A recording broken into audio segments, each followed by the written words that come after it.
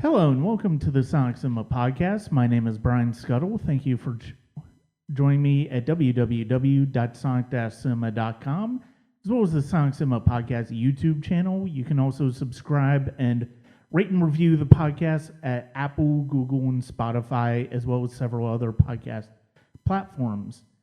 You can also check me out at patreon.com/Sonic Cinema. You'll get exclusive early access reviews. You'll get some original reviews for movies that older movies that I'm watching for the first time. And you'll also typically get at least one deep dive in a month.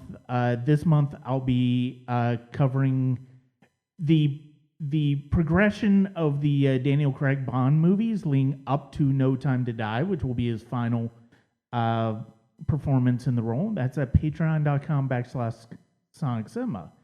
You can also check me out at twitch.tv/Scuttle and it's been a bit erratic over the past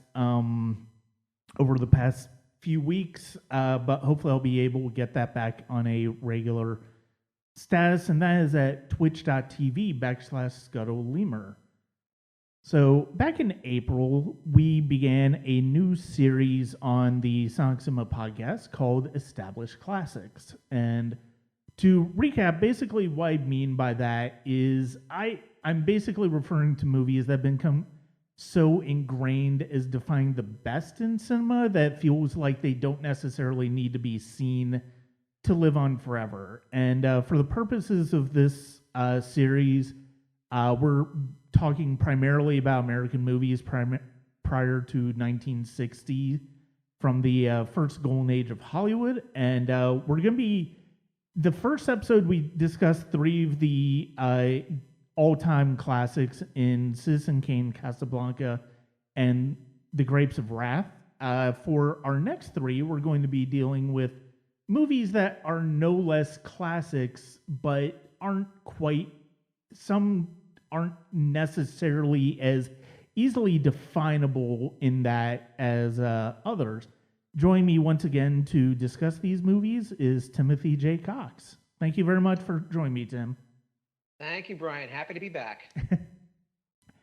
So one of the things that when I've been working on the trio of films to talk about with regards to like each episode, I basically I don't necessarily, especially these, as the series starts, I don't necessarily want to repeat a filmmaker over and over. We'll probably get there at some point because there are other Michael Curtiz films that would be well worth talking about, other John Ford movies that would be well worth talking about, and even some Orson Welles that would be well worth talking about. And certainly the three filmmakers, or at least two of the filmmakers, because I don't know if the third one had another film within this criteria of time frame, since the one we're talking about today is his first film.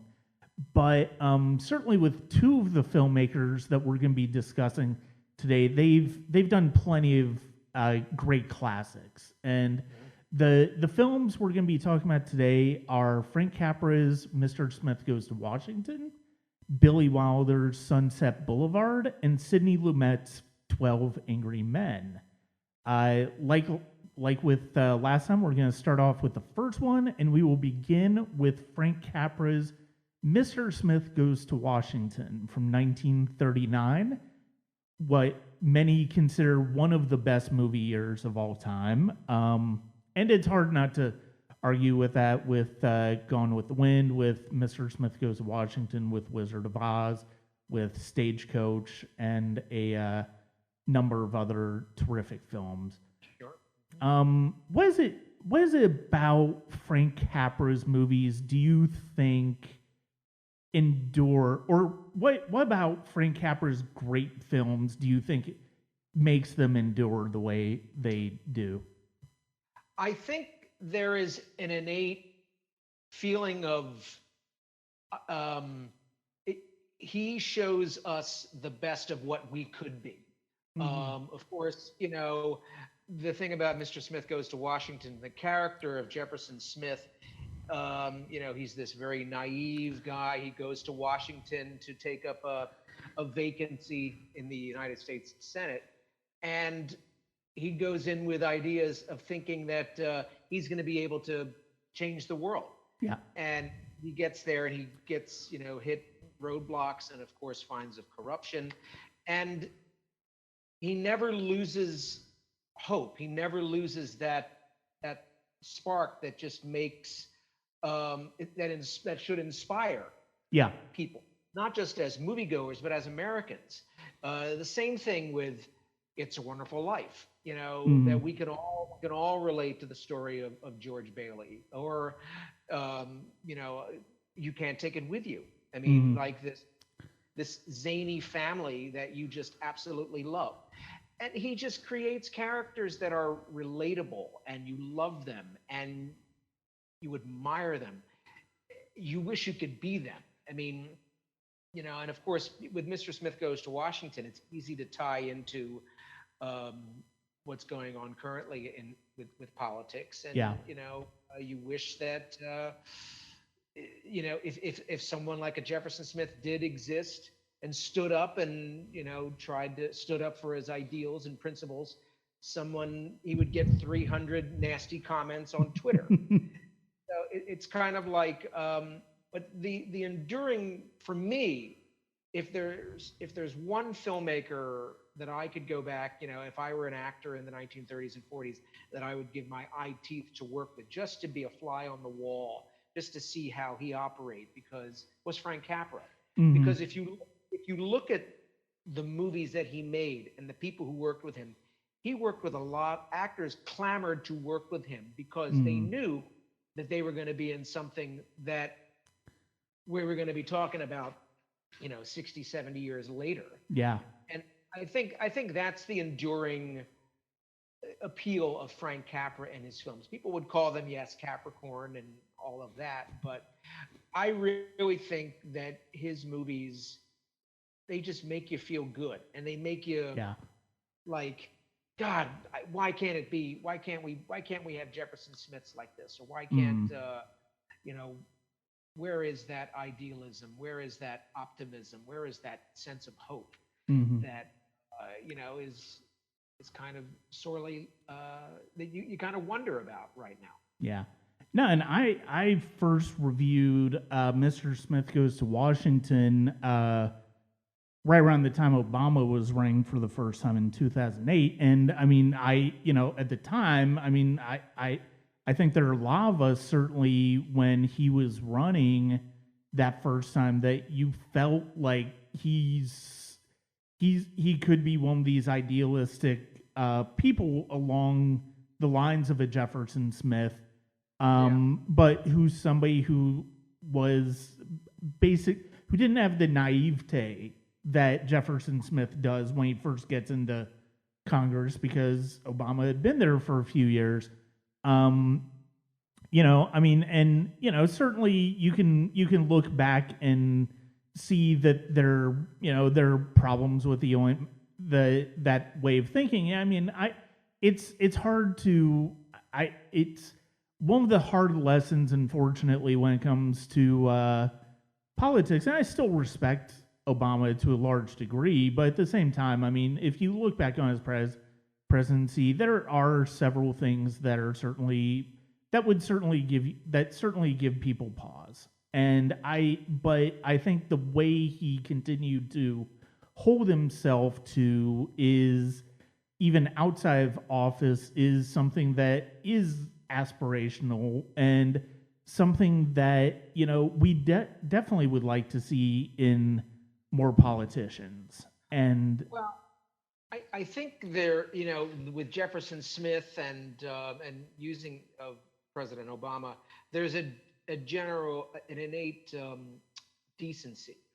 Like, that this is a genuinely decent, family person, family man, has to make tough decisions, but never wavers from his faith, his idea, and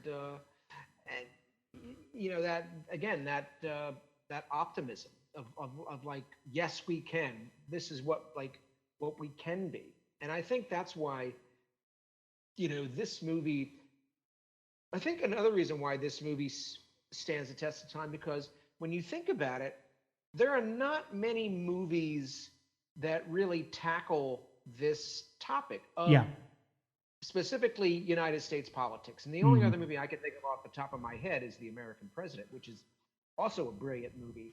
But like when you think about like through the history of motion pictures, certainly I don't think any movie tackles politics quite like Mr. Smith Goes to Washington. Yeah.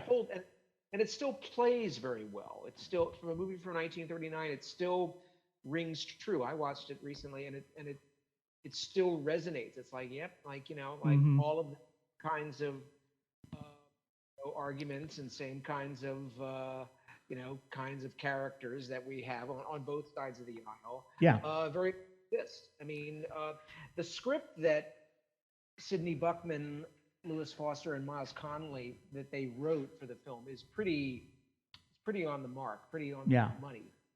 No, I would agree with that, and I think that is one of the reasons that I would agree with you on that being one of the reasons that Mr. Smith endured so much, because of the fact that it feels like it's taking you on the process of how the Congress operates along with Jefferson Smith. And I think that's and it's giving so that Jefferson Smith isn't the only one learning on the fly. We're kind of learning on that too. I mean, yes, we can go into, we learn sort of the basic generalities of like, oh, this is how Bill becomes a law, so on and so forth. But this is one of the first few films that really shows you sort of the real nuts and bolts in committee meetings, in just the way politics plays into it, the way personal favors play into it with graft and all of that stuff.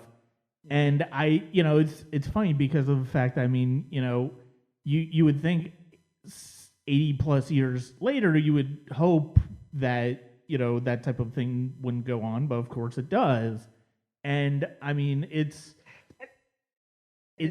just one of those things where that's sadly another reason why this movie is timeless, is because of the fact that it feels as current as it did in 1939.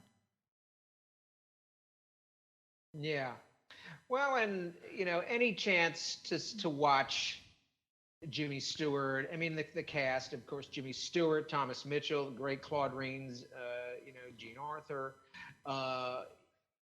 Eugene Pallette, who I always loved, and he was just one of those great character actors, and this movie's it's got them all. Yeah. Like and the performances, they all ring true. They're you see the heartbreak in Claude Rains of a man who once probably had that same idealistic spark. Mm-hmm. I think it was like that divine spark, and it's just like you lose it.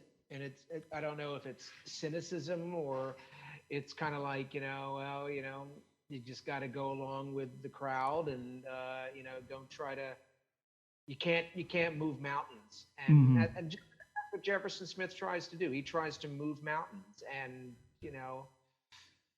you kind of wondered. I always wondered that if they ever came back and did like a sequel, like a sequel, like a follow up with Jefferson Smith, Jefferson Davis. Got to be careful on that one. Yeah.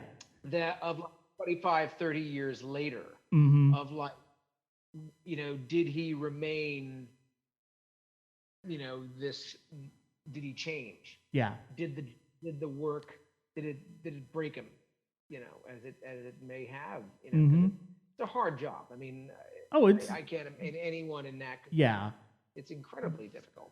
Yeah, I mean, even and it's funny because we've got more access to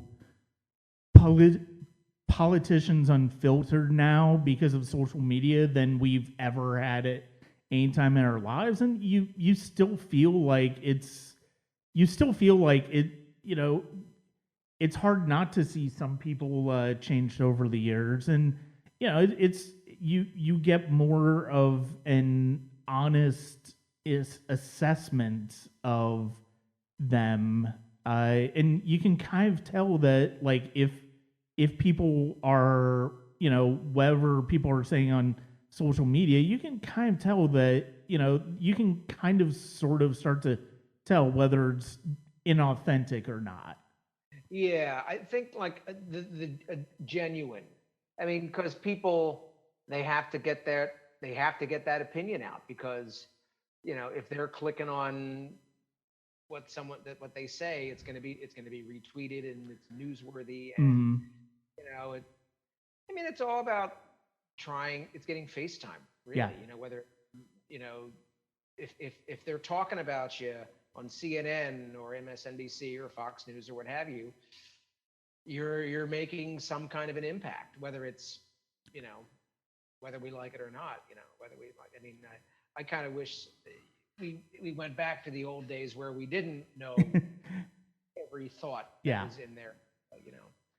That's social media. That's the times. I mean, I don't know. I don't know if all of that's going to be the death of us, but It could very well be. Who knows with the way things are going. Yeah. It's funny. I always kind of forget that Claude Rains plays Senator Payne in this until I start to watch it. And it's one of those movies, like we talked about Claude Rains and Casablanca in the first episode of this series, and he's got to be one of the great character actors in movie history. He really was, and he really could. I mean, you go back and you read about him, and he was I think he was Betty Davis's favorite actor to work with. He was always prepared, and there's a thing that my teacher Stanley Harrison used to say about character actors. He would always kind of equate it like the sixth man on a basketball team, like not the star, someone who comes off the bench, Mm-hmm. scores a couple of clutch points, and then sits back down, and then they kind of steal the game. Claude Rains would steal Mm-hmm. pretty much just about every movie. I mean, Casablanca. I remember the Phantom of the Opera that he did in I think it was 1943. Yeah. That he was marvelous. Yeah. And then of course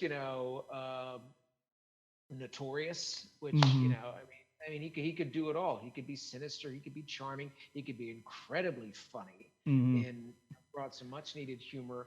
And in this, it's kind of like you do get the sense that his Senator Payne admires Jeff, but he kind of be like a father. It's like you can try, but you're going to lose. Yeah. You can try to move mountains, but you're going to lose. And it's an extraordinary performance, one of many that he gave. Mhm. Yeah, and I would be remiss if I didn't bring him up in The Invisible Man, which I think is he is absolutely tremendous in that, and that it's part of the reason that's one of my favorite of the Universal monster movies. And yes, he's terrific in Phantom of the Opera as well. It's seeing how Smith. I love how complicated Payne is as a character, and how he remains resolutely as the political insider, the Washington insider throughout the entire movie. And you can tell this because of the fact that the way he's having to go through the process of trying to stall Smith on the bill for Willard Creek and all of that stuff. And you see. But you also see, especially in those early scenes with the two, of the way that Smith seems to have an effect on him. And a positive effect, too. And to where you can see that when he's eventually having to go for the kill with Jefferson Smith and trying to derail what he's trying to do and bring up the corruption, in Washington, you can tell that it's something he's not. You can tell that he's not comfortable with it at times. Well, it's kind of like, he made a deal with the devil, and when the devil comes to collect, and Yeah. he has no choice, really. I mean, it's kind of like it's the life he chose. He chose to go that path. I mean, if Payne, when he came to Washington, he remained idealistic, he probably wouldn't have been reelected. No. I mean, No. reality, it's a sad reality. I mean, that's the thing, is it's like, even in the movie, I don't know the extent of the research that the writers did, but it's really on the money, like really just about like the nuts and bolts, which I don't even necessarily know. I mean, you read about it a little bit, you watch C-SPAN from time to time, and your head explodes. Like, it's just like the back and forth, but but this is probably the movie that people go to learn about that world. Yeah. And it holds up very, very well. Mhm. And at the center of it, you do have this great performance from Jimmy Stewart. I mean, this was kind of like his big. He had done "You Can't Take It With You" with Capra, I think, a year or two before, and he had knocked around as like a couple of actors. But this was, I think, like his big. Yeah. And he was extraordinary. He was, as he was in everything. But this, I think, really it just put him on the map, and just that Jimmy Stewart way. Like I mean, he's someone that we admire. We can get behind him. We relate to him. Like, there are actors like him and Henry Fonda and Jack Lemmon and Tom Hanks and Steve Carell, to a certain extent, of like they're so familiar to us. Like, they're people that they're just so wholesome and good and honest, and no one's gonna break them, and it's why they have endured and will endure. Yeah, and it's funny because of the fact that last month I just discussed Vertigo on a discussion about Hitchcock, and it's fascinating just how much mileage, even in a movie that doesn't really show that good-natured Jimmy Stewart that we all know and love from movies like this and It's a Wonderful Life, it goes to show how much mileage a filmmaker like Hitchcock could get out of that persona by having him do things that are so far away from that persona.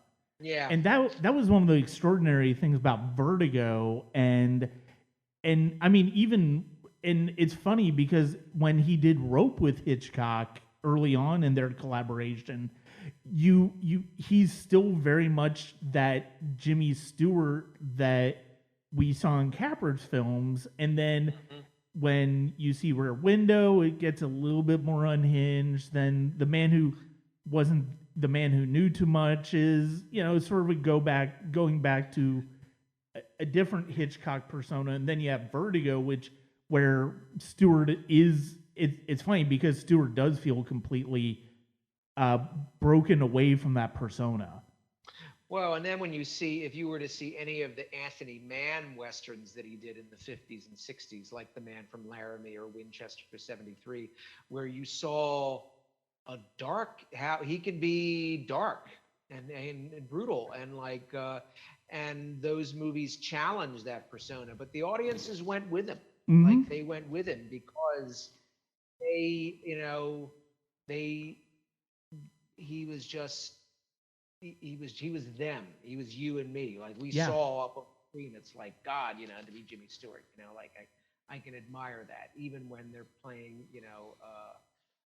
doing something different. But now this was, I think, the movie that really, really broke out. And again, and in what a year for movies. I mean, of 39, which, I mean, and this was his big breakout, and of course he worked, constantly up until like the late 70s. Yeah. Jean Arthur plays Saunders, who's Jefferson Smith's cynical secretary. She's wonderful in this, and it's great to see. And even more than Payne, you really see how Smith's just good-natured self, and then you see the vulnerability in him as things start to go sideways. Like, you really start to see the cynicism of Saunders kind of curdle into anger at what Washington is doing to this guy. And her speech about how a bill becomes a law, how it truly becomes a law, is probably about as peak of dark comedy as I think we got out of that era, because it's just it's so jaded and cynical. But I mean, it's also completely based on what we know now, it's completely honest as far as how that process works. Yeah, and she, there are actors who they read a line and it's just like no one could do it better. Mm-hmm. She had that great cynicism and just that great, I don't know, you can't even put it into words. It just works. Yeah. And then you got her and you got Thomas Mitchell, and it's just all of the things, and not only, with about politics, but about the press. That's another thing, it's like they're all looking for, of course, the juicy story, and kind of obviously not different from how it is today. I mean, of course, it's how we don't know what's news and what's entertainment. When we discuss network, we'll probably. Well, and it's funny because I think the one of the most entertaining montages in this movie is also the one that either wouldn't happen in real life because there would genuinely be consequences, or it would happen and there would be no consequences. I'm not sure which one is worse. Is the sequence where after his words have been misinterpreted by the press, he goes punching out reporters. That can you imagine? Oh my God, like today, I mean, God. That's what I'm saying. I'm not sure which way it would go today, and I'm not sure how I feel about that. Give it time. I'm sure someone's going to punch out a reporter, or vice versa, give it time. But I love that it's 11 minutes into this movie before Jefferson Smith is introduced. And before that point, or I should say before Jimmy Stewart is introduced, Jefferson Smith we hear about before Jimmy Stewart even comes on screen, and we already kind of feel like we understand who the character is. Yeah, that's the brilliance of Capra. It's like setting it up. It's like, and not just for the audience, but like the people, in Washington. It's like, because with newbies, they all come in the door and they probably all come in with big ideas and, thinking, like this movie's probably inspired them. But it's kind of like, it was, the scene in the end of the film with Jimmy Stewart where he's, with the filibuster and all of that, that's a scene that's often played, when there's like a dedication to Jimmy Stewart's career. It's extraordinary, like what he goes through, because it's just that's the one where it's like, finally he's had enough, and he's going to do the one thing that you never do in Washington: tell the truth. Yeah, and it's still, and every once in a while, when I'll think of that scene if I watch the news and someone, gets up and makes some speech, and the whole time I immediately just think of that scene. Like, they're going Jefferson, they're going full Jefferson Smith here. Yeah. The beginning of that filibuster scene is so tense. It Yeah. really, there's so much suspense at what he's going to do, how he manages to pull it off, whether Saunders has coached him up enough on how to make it work, how he can hold on to the floor, and that sequence is the start of where I think Harry Carey as the president of the Senate really shines. God. Because yeah. and you can tell that he's very much on Smith's side. Mhm. You can tell that he respects Smith to a large degree, and it's appropriate that he's the last image that we see, that he's like, okay, yeah, adjourn everything, because like by that point, like the filibuster's over, and because of how exhausted he is, and everything is worked out. I mean, part of the reason this movie connects with me is because I'm always a fan of the underdog in a movie. And Sure. I think that's I mean, I've talked about it several times how I'm a sucker for the underdog sports movie. Yeah.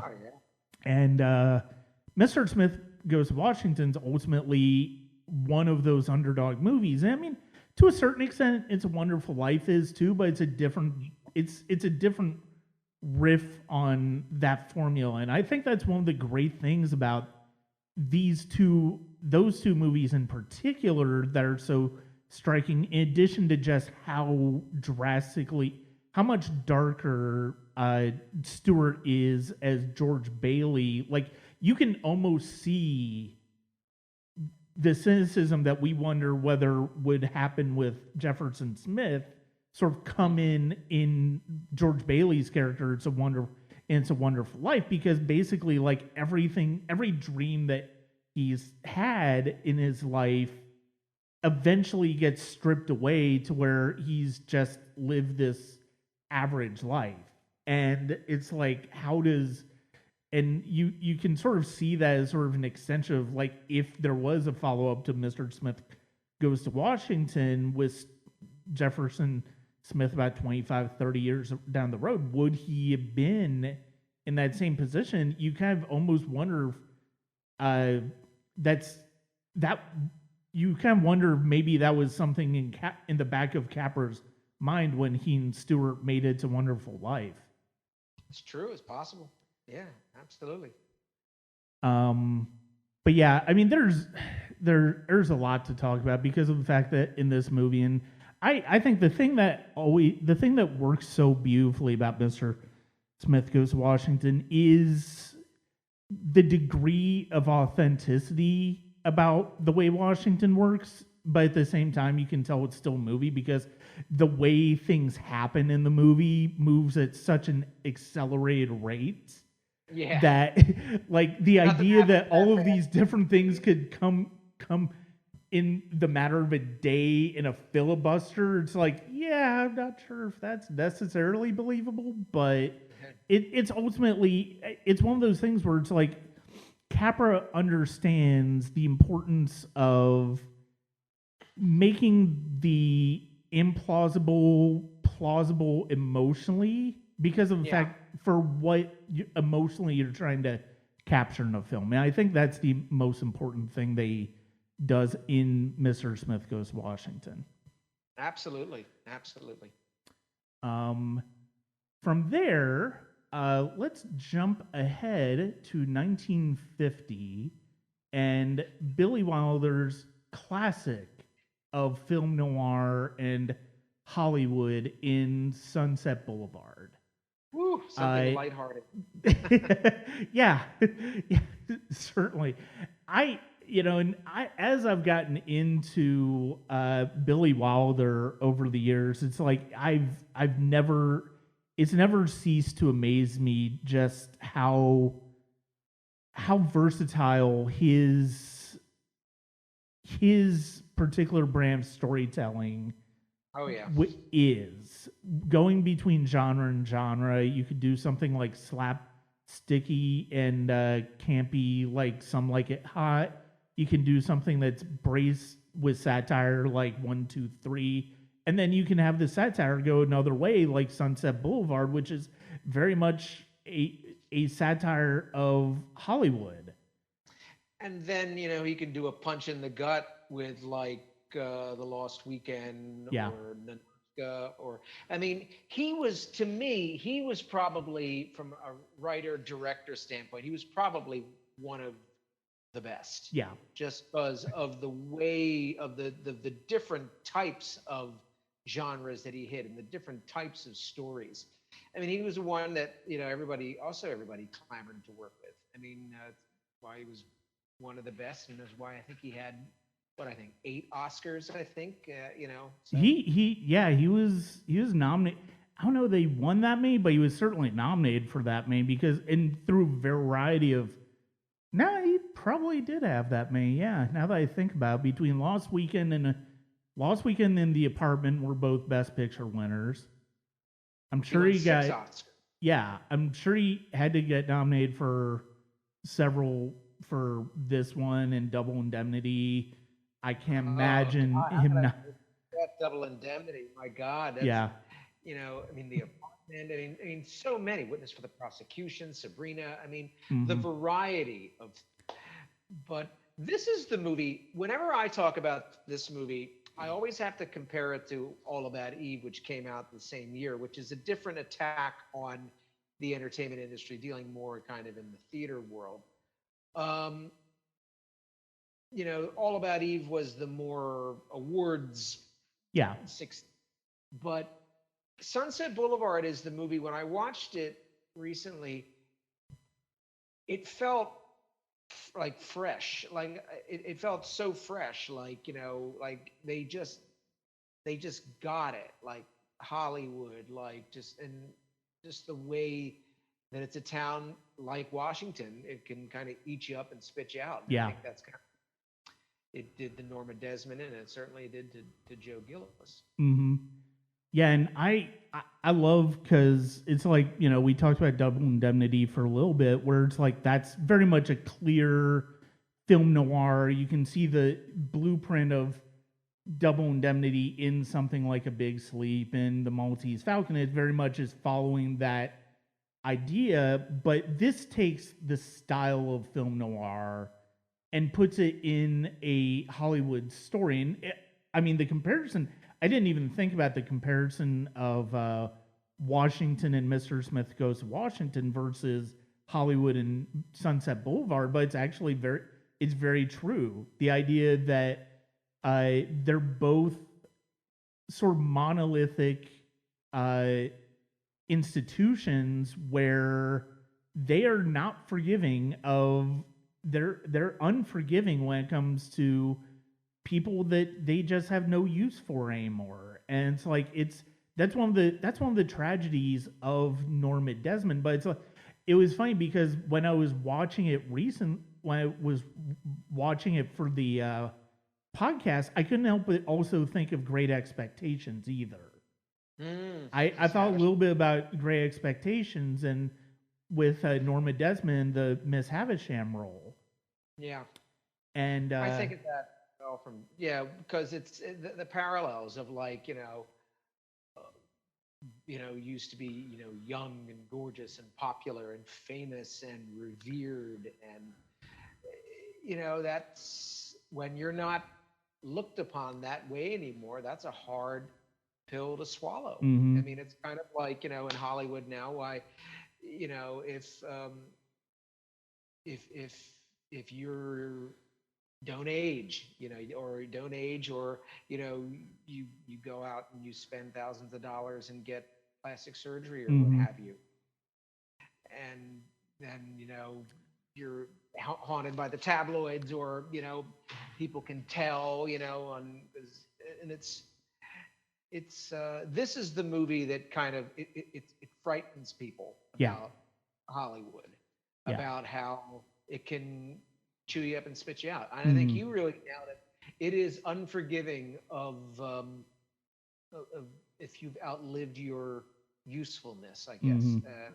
Terrible way to say it, but it's kind of how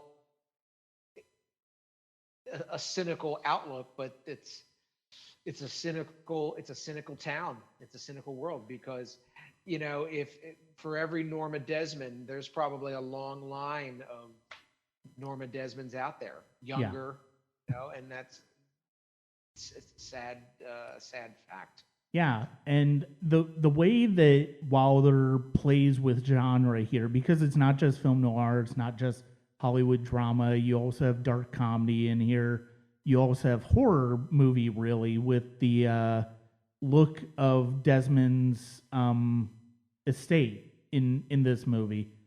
You can't help but think of horror, and the way and it also begins with a voice from beyond the grave, because William Holden's character, by the time the movie is started, is already dead, and he's lying face down in a pool. Yeah. And it's basically him talking from beyond the grave. And the way that Wilder brings those genres together is it's one of the best films he ever made. It's very clearly one of the best films he ever made in a career of great films. Well, and it's the movie also that, you watch it and you try to figure it out. You learn something new every time you watch it. You kind of, I remember the first time I watched it, I was really young when I first watched it, and I thought, God, Gloria Swanson is so big, but it works. It works. It's kind of like, to use a comparison, it's kind of like if Christopher Walken had played, there are actors that can kind of get away with, bigness. Yeah. And with her, it would, and if someone like Betty Davis had done it, I don't know if it would have worked. I think it had to be Gloria Swanson, who was a famed silent film actress. I love how she is still very much a silent film actress, and the theatricality of that performance is what makes it so memorable, and it's also part of what makes the character so heartbreaking. That's it. Yeah, it's operatic. Yeah. It's but it works because it is so heartbreaking because she wants so badly to have what she once had, which, there are theories wondering that if she ever be popular, but if she ever was that big, but and the fact that, it's the pictures that got small. Yeah. It's not her, it's the world. The world is against her. Well, and you bring up an excellent point as to whether the reality was whether she was ever that big. Yeah. And I mean that's part of the tragedy in this, is that, I mean, you see you can also see this as a psychological thriller because of the fact that it's I mean, Gillis is essentially trapped out of circumstance.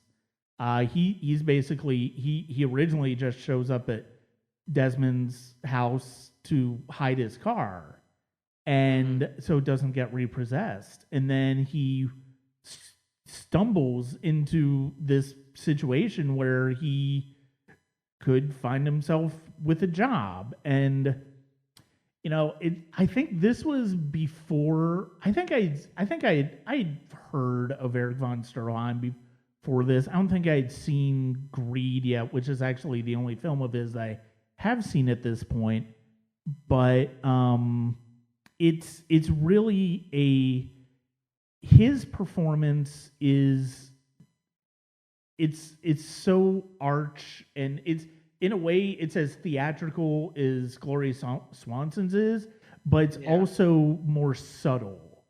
And it's because of the fact that he's going more for, they're both longing after something. She's longing for the fame that she feels like she lost when the silent era ended. He's longing for her.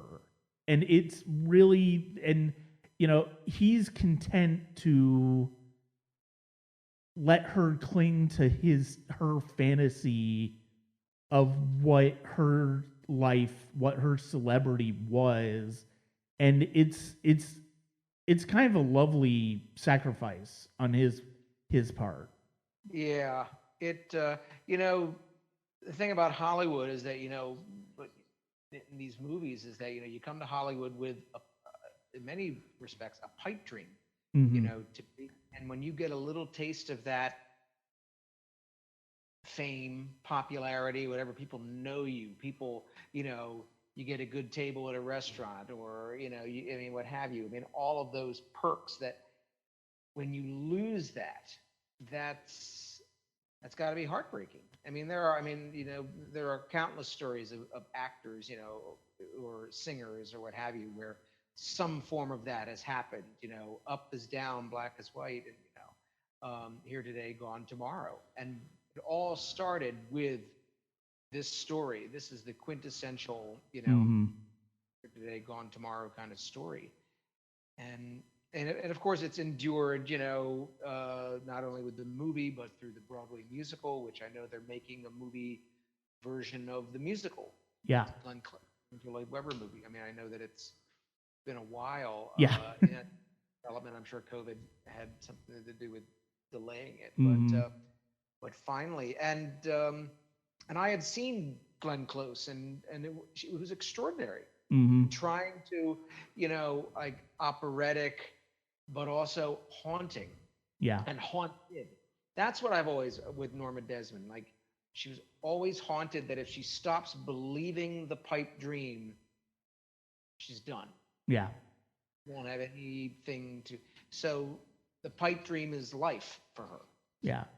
And there's such a wonderful psychological aspect of this movie too, because of the fact that it really plays into ideas of loneliness. It really plays into ideas of codependency, and it's like everybody's kind of got a degree of codependency in this movie. Like Gillis is like basically the push and pull of Gillis's arc is essentially, it's like, does he want to return to a normal life where he could, he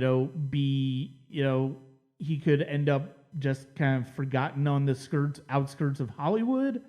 Or does he want to continue life with Norma? Because, you can obviously tell by Norma Desmond's suicide attempt early in the film, at a certain point in the film, it's essentially the only reason she does that is as a form of emotional blackmail to keep Gillis there. Sure. Like, she's desperate to keep him there, so what's going to get him to stay? Oh, she's going to try to kill herself. And it's just one of those things where there's so many different layers, there are so many different ways of approaching this film. The score by Franz Waxman is absolutely beautiful. Really, you listen to his work in noir, you listen to his work in horror, and it just is, it's enchanting. It's as enchanting as Swanson's performance. It's as remarkable as the production design.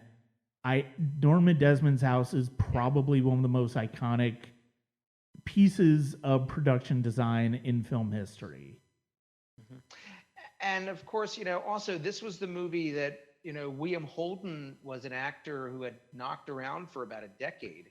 Mm-hmm. And, he had done Golden Boy 1939, which I think was one of his first movies, and he had almost been fired from the film. But Barbara Stanwyck became a dear friend and kind of saved him. But he really knocked around for the next decade, not really making waves. And this was his big breakout, I think. And, from here, then he worked with Wilder again several times, Stalag 17.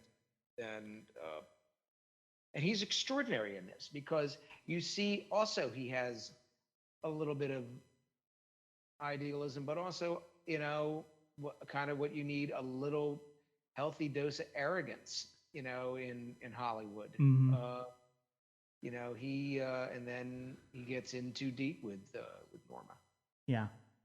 And I mean, you basically almost know from right off the bat from that when he lets her lure him in, you understand why he's going to probably end up on the in that pool. Yeah. And it's there are so many just haunting moments. And the thing is, I think, but at the same time, one of the most painful moments, and also one of the most darkly funny moments in the movie, is where they go to the Paramount stage to visit with Cecil B. DeMille, who is actually filming one of his films at that time. And you get a lovely you get a lovely moment with them where they reconnect, and you feel like there's a genuine affection, but at the same time you go back to, you hear what some of the things DeMille says away from her, and you kind of see where it's like they're like you said, it's like maybe she wasn't as big of a star as, or as much of an icon as she thinks she was. And then obviously the reason he was trying to get a hold of her. And I think it's a quiet mercy for him to say, look, don't worry about this one, try to get another one, as far as the car. And there's I mean, that moment right there could be expanded into a feature film, and it'd be fascinating. And the fact that it's just one sequence out of this movie, which has so many great sequences, and including a scene of von Stroheim's character playing poker with friends, which includes other silent film stars, including the great Buster Keaton. There's just so much richness to this, and it's like that's what I love about watching Wilder's work, and that's what I love about discovering new Wilder that I hadn't seen yet, is the fact that it's like there's so many different things in his films to latch onto, where even if somehow you're not a fan of the film as a whole, there's probably going to be at least one or two elements that really entertain you. Well, and also the thing about Billy Wilder is that there's nothing fake about like people. I mean, the intentions and the objectives, like people fight for them. People fight to the death for them. Yeah. And even in the comedies, and it's just like, I mean, that's why all of his movies are going to endure even long after we're gone. Yeah. And if you're listening to this, you haven't watched Sunset Boulevard, I couldn't recommend more. It's one of the best films Wilder's ever made, and basically whenever you could start with pretty much any great Wilder film, and it'll lead you into a direction that you won't necessarily see coming, and that's a good thing. Yeah. And that's one of the reasons I love reconnecting with his films. I think my personal favorite of his is 1, 2, 3 with James Cagney as a Coke executive. I love the slapstick elements of that. It's fun. Yeah. It is available on Kino Lorber, but like Sunset Boulevard is readily available. Some like it hot. It's part of Criterion Collection. Ace in the Hole, Double Indemnity has been well served over the years. The Apartment has been well served over the years. There's just a lot of great ways to go. The third film that we're going to talk about is actually a directorial debut, a featured directorial debut, I will say. And I would not have guessed that was. I didn't necessarily think about the fact that this was a directorial debut. In preparation for this podcast, this was actually my first time watching Sidney Lumet's 12 Angry Men. I'd heard about it, I just never gotten around to seeing it. And I am so glad that I know about it now. I'm so glad that I know it now. It is a tremendous piece of drama. And the fact that Lumet came out swinging like this his first time out is extraordinary. Yeah. And it's a screenplay by Reginald Rose, and it's simply about 12 jurors who many of whom are looking to convict a kid of murder. And Henry Fonda's character, Juror 8, presents his case for acquittal. And gradually, over the 96 minutes of the movie, we see as people continue to talk through the case how precarious that line between whether somebody's innocent or somebody's guilty when there's doubt presented can be. And the thing that I love about this, first of all, is the fact that the only times we see outside of the room are the beginning and the end. We see him in the courtroom. We see the defendant, so we get him in our eyes. We see what he looks like, and we almost see it from the perspective of the jurors. The way Lumet, we don't see the jurors until they enter the room where they're going to deliberate. And from there, it basically becomes, and seeing it, naturally it starts 11-1 with Fonda's character being the one, and gradually we start to figure out what's going on with the case. And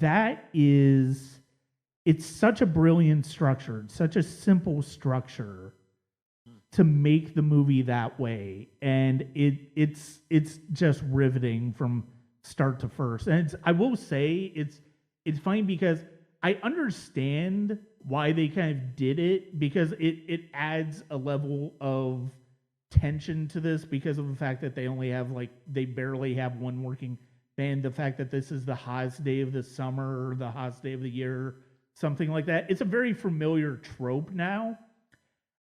I don't know that this movie necessarily needs it, but it does add a visual component of the movie because people are getting in from the windows, because the fan isn't working and all of that stuff. It really is compelling. Well, and it really adds to the psychological, like you put 12 people in a room, it's hot, they just want to get it over with. Yeah. The guy's got, Jack Warden's got the baseball tickets, the ad exec, Robert Weber, he just wants to get back to work. Henry Fonda is, he probably wants to get back, but he wants to give this the chance. And the amazing thing is, even from the beginning, you see the judge is even like, when he's like reading, he says, he's bored, he's hot, he just wants to get this with. And he has already, put the verdict down. And it's kind of like, well, this shouldn't take long.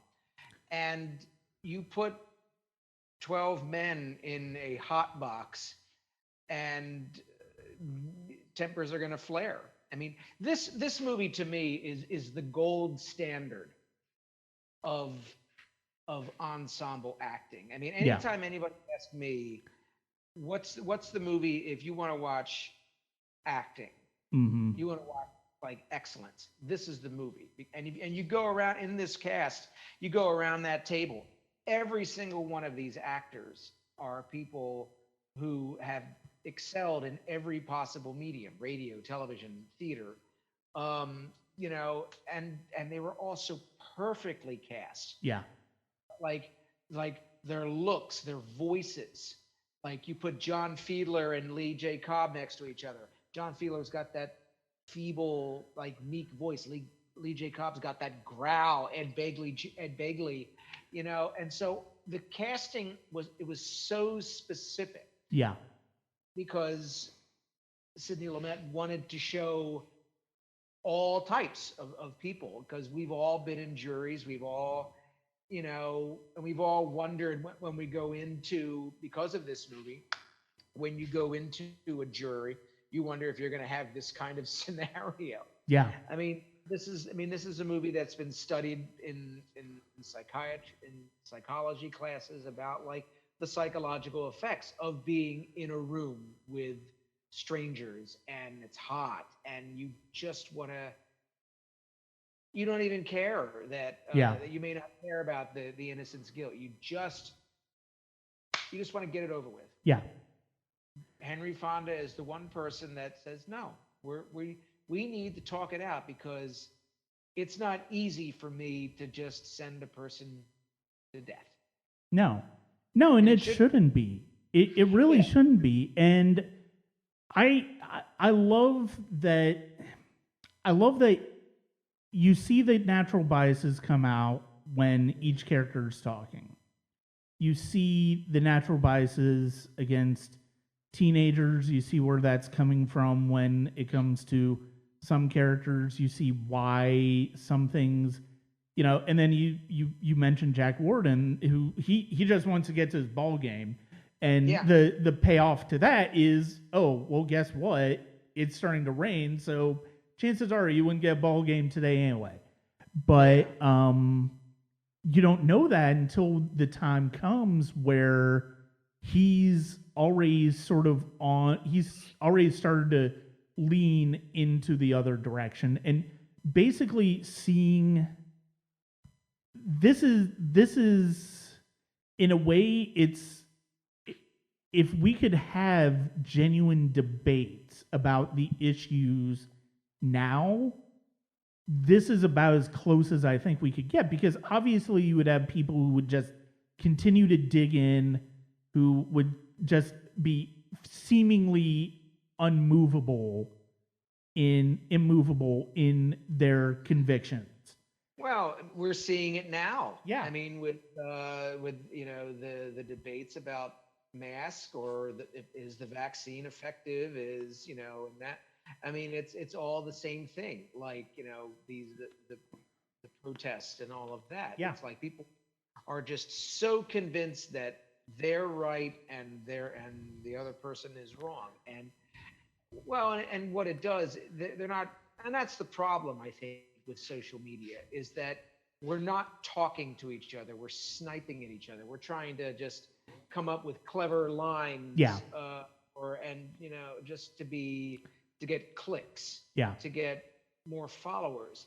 The thing about what Henry Fonda is doing in this movie is he's breaking it down, and he's not. And the beautiful thing is that Henry Fonda, all he says is, "I want to talk." Yeah. That's all I want to talk about it. He doesn't come in and say, how dare you? He doesn't get angry about it. No.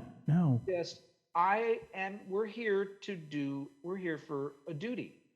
We're here and, we've been here, 5 minutes, and I can't just, maybe he is guilty, but yeah, I think we owe it to the process. I think we owe it to ourselves to have a conversation about it. I think we've gotten away from that. People are not talking to each other. And that's the problem.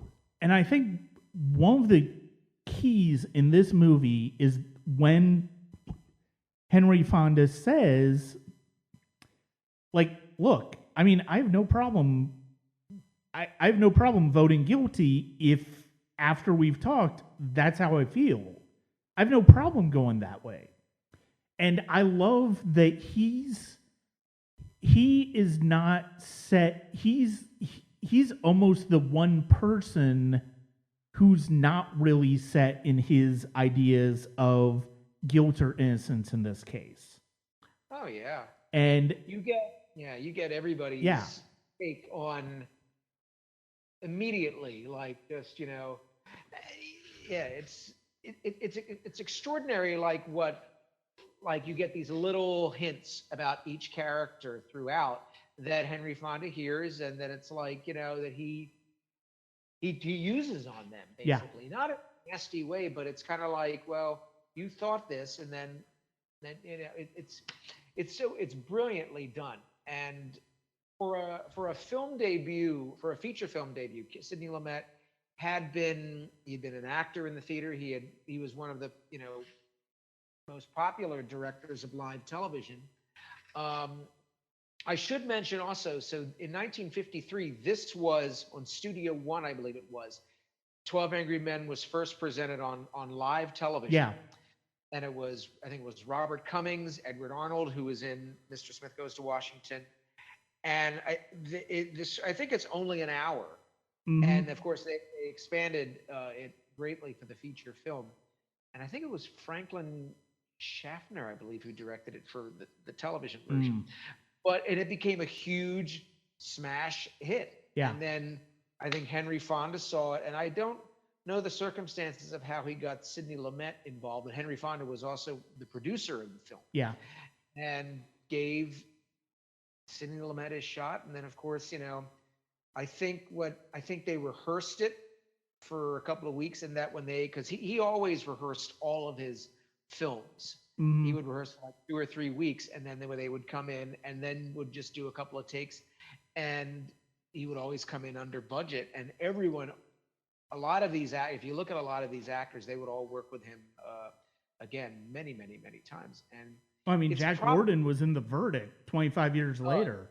Yeah, The Verdict, and it's probably, in my opinion, probably one of the greatest feature film directorial debuts ever. Because, he was working with some heavy hitters, some veteran actors, but they put their trust in this young director, and they made magic. Yeah, it's a wonderful film, and I think it is incredibly important that we don't know names of any of the characters of any of the jurors before the very end. And I think that's important because of the fact that it keeps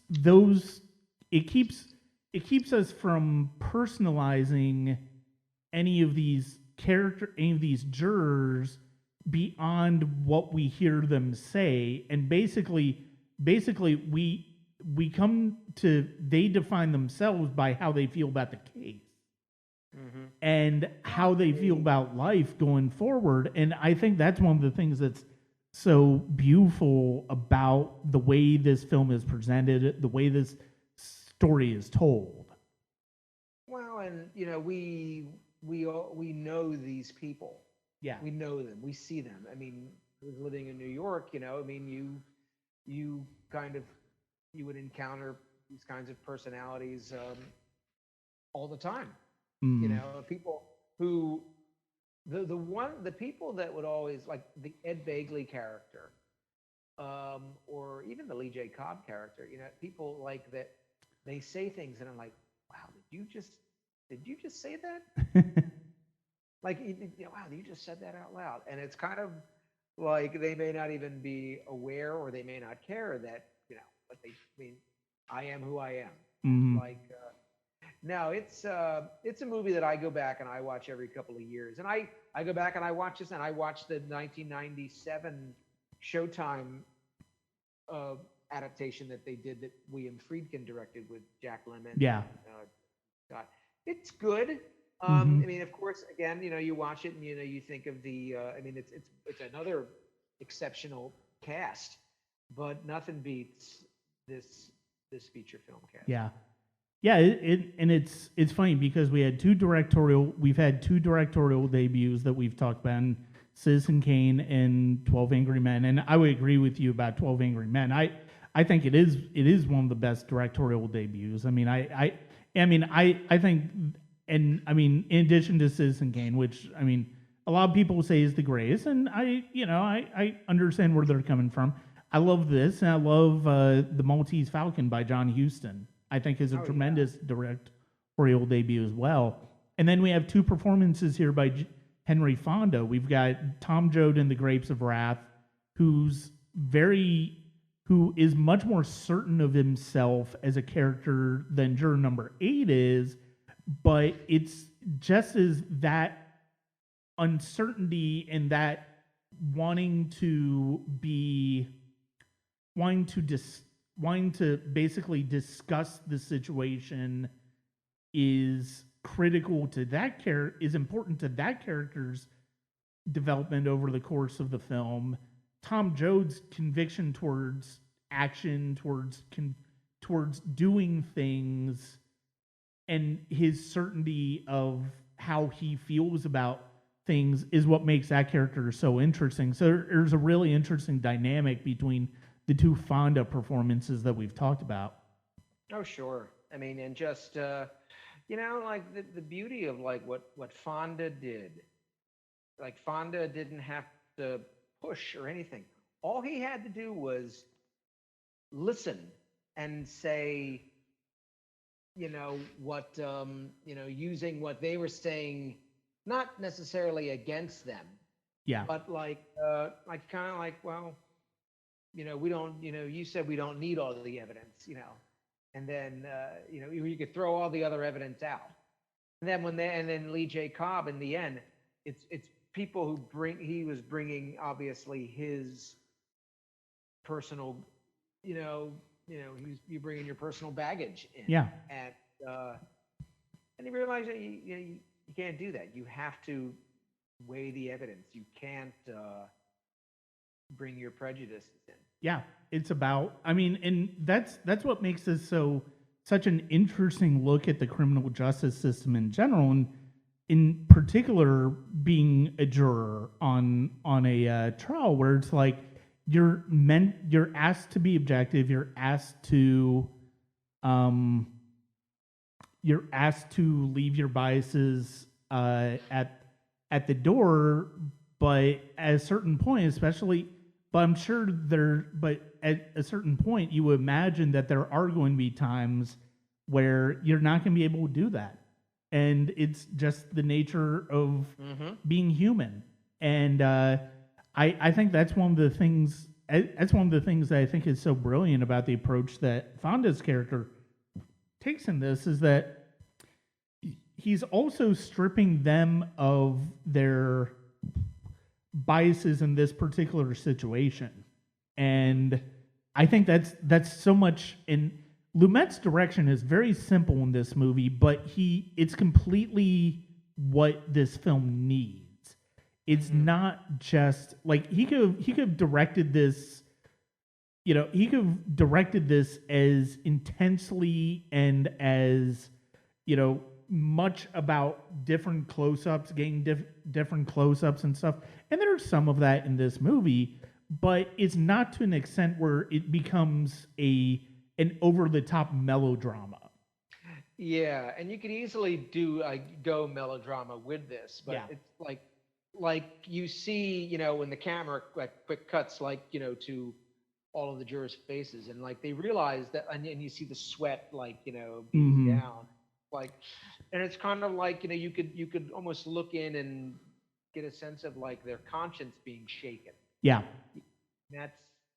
that's an extraordinary thing. I mean, because there's no fancy, over the top, crane shots or anything like that. I mean, it's just simply, honestly told.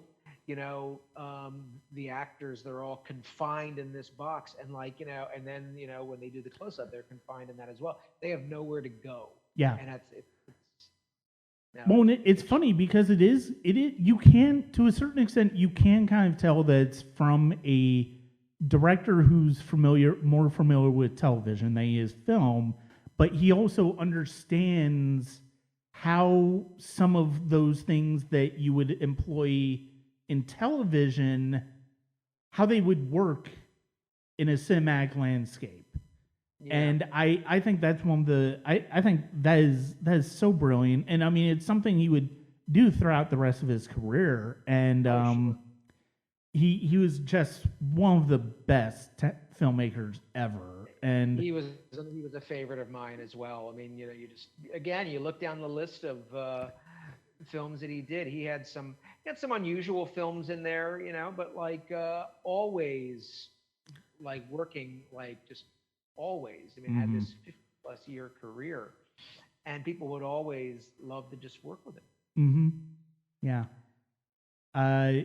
Do you have anything else that you wanted to bring up with 12 Angry Men? No. I mean, and just if anyone who hasn't seen it, do it. And if you've seen it, do it again because it never disappoints.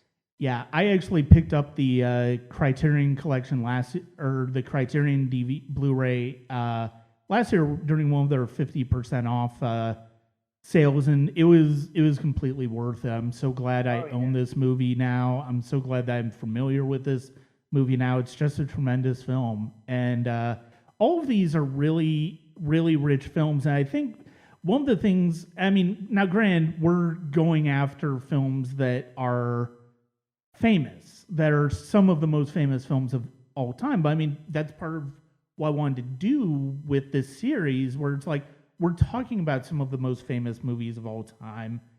Do they still have that weight that made them the most famous movies of all time at that moment? I mean, it's hard to say. It's hard to say that they don't. I mean, especially when you look at this group, you have the look at politics in Mr. Smith Goes to Washington, which still feels which, I mean, granted, it's hard to keep the optimism about politics that Jefferson Smith has right now, but you feel like, based on what we know about politics and how things work, that this is exactly how it will always be relevant and it'll always be aspirational. And I think that's one of the most important things about it. You look at Sunset Boulevard, if you're familiar enough with Hollywood and what Hollywood does, and I think it's hard not to see that reflected in Sunset Boulevard now, even, and it's still, and like a lot of Billy Wilder films, they're as contemporary, they're as exciting, they're as compelling as they ever were, and they just resonate to this day. And then you look at 12 Angry Men, and you always are just never sure what's going to happen with the jury. I mean, I think, and the legal system in general. Yeah.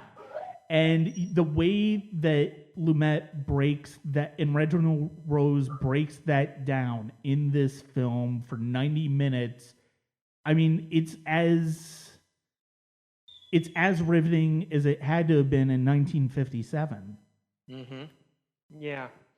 Oh, absolutely. They did I guess about 6-7 years ago, they did a Broadway production of the play. There are numerous iterations of the play, like plays like 12 Angry Jurors to include men and women, and they did the Reginald Rose script. It was good. It was good. Still, like, in a live theater, like, I don't know. There was just, it didn't have the same effect. I mean, of course, it was still riveting just because of the actors who were involved. I know Philip Bosco was in the show, and Larry Brigman, and some other great theater actors. Boyd Gaines played juror number 8. But like you lost that claustrophobic feel of the movie, of like being in that room. Yeah, you seeing wet and that rickety old fan, and just I think it's definitely one of the great of all time. Yeah. Well, Tim, once again, as always, thank you very much for joining me. I always look forward to our discussions, and I love that we have this little series now that we can go back look at some of the great movies in Hollywood history and sort of reflect on them now, and sort of see whether they have that same lasting power that they must have back in the time that they came out. Absolutely. No, it's always a pleasure to talk to you, Brian. And we got to find 3 more now. Oh, I already have those in order. I'll tell you once we're done here. All right. Well, then I'll see you next time. I'd like to thank Timothy for joining me today on the Sonic Cinema podcast. I already have the, like I teased on there. I've got the 3 for the next episode of the Established Classic series coming up, and I'm hoping you'll really enjoy those.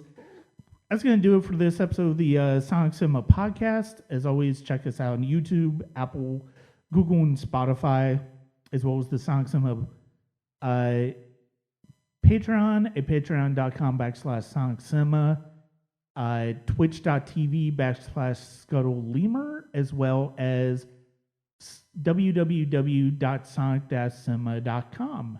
Thank you very much, and I hope you have a good day.